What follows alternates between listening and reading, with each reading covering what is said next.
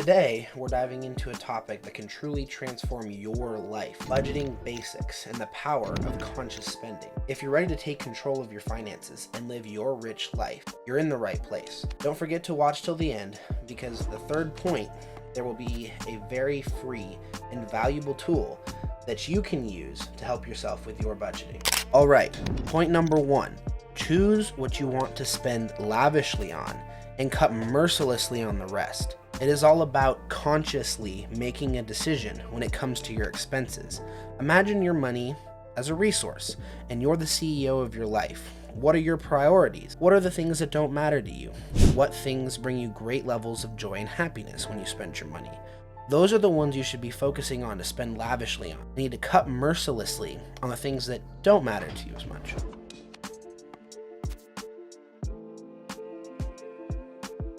Identify the areas in your life where you want to indulge a bit. Be absolutely ruthless in cutting back in the things that you don't care about or align with your values and goals. What is most important to you? I want you to pause the video right here, and I want you to go leave a comment letting me know what are the areas you want to spend lavishly in, and I'll do my absolute best to reply to your comment. Now remember, this isn't about being cheap. This is about being intentional. Choose the experiences and the items in your life that bring you the most genuine joy and add value to your life. Now, let's move on to point two. Now, I want you to identify what your rich life means to you. We often associate wealth with material possessions, but it's essential that you understand that a rich life goes way beyond the dollar sign. Close your eyes. Picture your ideal life. What does it look like? Where are you? What are you doing? Who are you with? You need to think through what it means to be rich.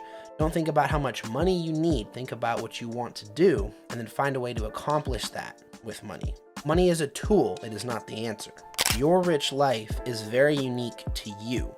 It could be having more time to spend with your loved ones, exploring new places, or investing in your education.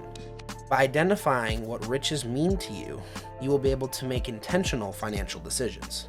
Remember, money is a tool to help you achieve your goals. It's not the goal itself. Remember that your idea of a rich life will be very different than someone else's, and your idea of a rich life will change over time. Take some time after this video to write in a journal or on a piece of paper what you would like your rich life to be. Now, let's move on to the practical side of everything. Now, the most important part, application. Use a basic budget and banking system with automatic payments to spend as little time as possible managing your finances. Let's face it, not everyone enjoys spending hours on budgeting. I know I do, but I'm not sure that most of you do, on transferring money to different places. But with a simple system, you can make your money work for you instead of against you. Set up automatic transfers from your checking account to your savings account, your investments, and your bills. This not only saves you time, but also ensures that your financial goals are constantly funded and met. In a future video, we will talk about which banks to choose and how to build a financial system that is a completely automated system, so make sure you go down and you subscribe for that. If you've made it this far into the video, I want to thank you. I'm going to thank you by giving you my budgeting template. This is what I use day to day, month to month to manage my money. None of these numbers are actually my numbers or exactly the same as my actual sheet. This is what I'm going to be giving you guys so that you can use it as well. I'll give you guys a quick rundown of it here. At the top, there is your expected amount, the expected amount of income you're going to make that month. Let's say your paycheck is exactly $1,800. As you know, if you've worked an hourly job, you're not exactly going to have that number perfectly. You might be below it, above it. Let's say you got some extra hours that week and your paycheck is $2,000 each paycheck. And then let's see, you have a side hustle. You're earning $100. You can change this to whatever you want. Let's say it's just cash. Then you can just do let's say 150 in cash, and that's going to change your number down here. This is your expected amount. This is kind of what you want to budget off of. I tend to aim a little lower than this just to be safe, but this is the number you want to budget off of. This is your actual number. Of course, you're going to change this as time goes on. That's pretty basic when it comes to budgeting. But you're going to have to change these numbers depending on how accurate your guesses are. Usually you can go in and say the last 2 months and then average it out and put those expected numbers in here and budget off of that. As you can see down here, we've got your expected amount, which all comes together to your total amount for the month.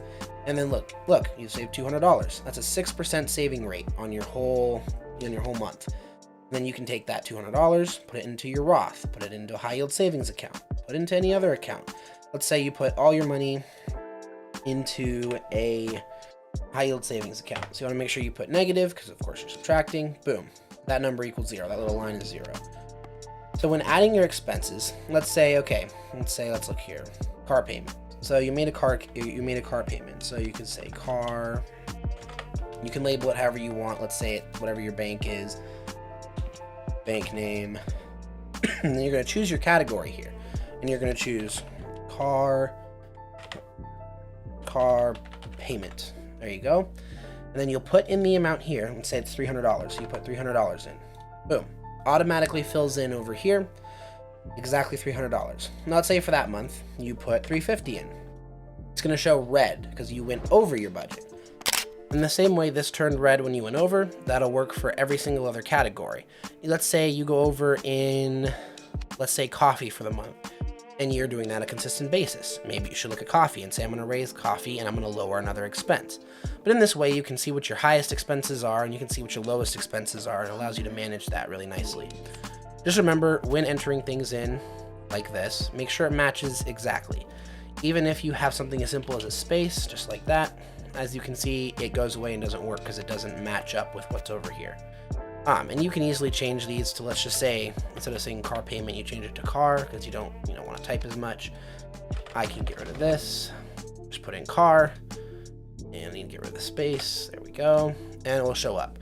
So you can change these however you want, whatever name you need, etc., to better fit your budget.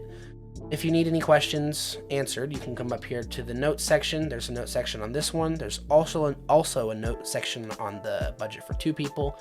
The only difference in this one is just that you have your total amount paid and you have the amount paid by yourself. So what you paid, so let's say your rent was $800, which in theory wouldn't be over here, but you'd put actual amount paid $800, amount paid by myself $400. You can use the card that you used. You can put whatever, and let's say, just say you did what, 400. Say you use the Built MasterCard to get 1% back on your rent payments. You put 1 in, and it should. I'm gonna have to put the whole thing in. Let's see, category. Give me one moment, and I'll enter it all in. There we go. Just gotta put it in this section right here. This section bumps over to here, so you can see your cash back rate or your points rate on any of your credit cards. And the amount paid by yourself goes into the actual amount paid column. You also want a net worth tracker. It's here. It's pretty basic and easy to use. You can read the notes over here on the side. Whatever works for you. If you have any questions about the budgeting system, feel free to leave a comment and I'm more than willing to answer it. Leave a comment too if you want me to go over in detail the budgeting system. That'll be great for us to go over if you guys want it. And if you want to download this, there will be a link in the description. And there you have it. 3 points to master your money and to live your rich life. Now remember, be intentional with your spending, define what richness means to you, and streamline your financial process. If you found this video helpful, give it a thumbs up, hit the subscribe button for any future videos, and leave a comment with some video topics that you may like me to cover. And if you get the chance to go down there and leave a comment, leave some financial tips that you swear by. Until next time, stay financially savvy and live your rich life. See you in the next video.